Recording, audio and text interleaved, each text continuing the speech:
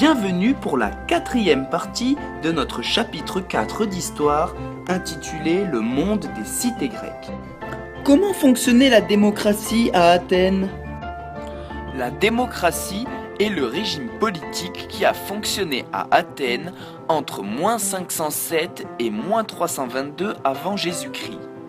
Le mot démocratie est composé du mot grec démos qui signifie le peuple et du mot grec kratos qui signifie le pouvoir. La démocratie, c'est donc le pouvoir qui appartient au peuple. Toutefois, il faut souligner que dans la démocratie athénienne, le peuple était restreint au groupe des citoyens. Or, les femmes de citoyens, leurs enfants, les métèques, c'est-à-dire les étrangers nés dans d'autres cités mais vivant à Athènes, ainsi que les esclaves, n'avaient pas accès à la citoyenneté. Autrement dit, pour être citoyen et participer au fonctionnement de la démocratie, il fallait être un homme libre et originaire d'Athènes.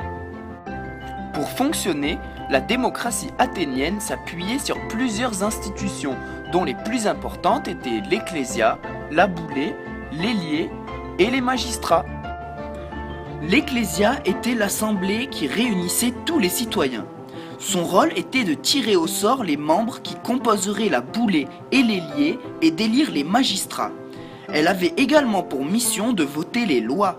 Chaque décision importante concernant l'avenir de la cité était donc soumise à l'avis des citoyens qui procédaient à des votes à main levée.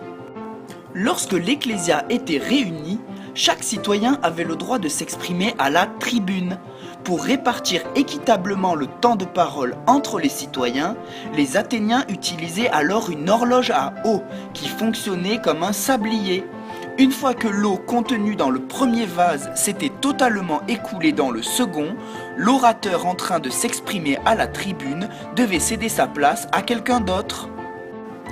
Pour voter l'ostracisme, c'est-à-dire le fait de bannir l'un des citoyens de la cité qui n'aurait pas respecté les règles de la démocratie, les membres de l'ecclésia utilisaient un tesson de céramique sur lequel ils inscrivaient le nom de la personne qui devait être exclue.